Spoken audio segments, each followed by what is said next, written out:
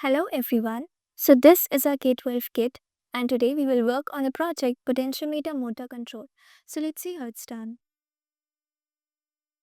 First, we will connect the power to the positive of the potentiometer, then negative of the potentiometer to the ground, then output of the potentiometer to the positive of the motor.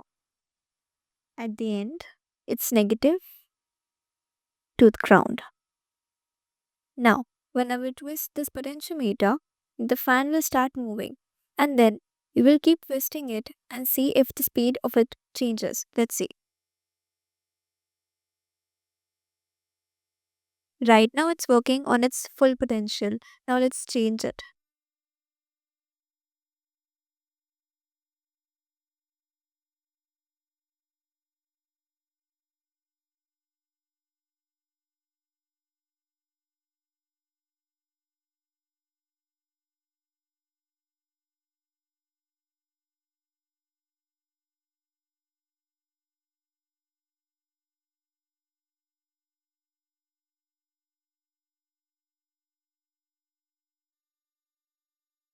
And this is how it's done.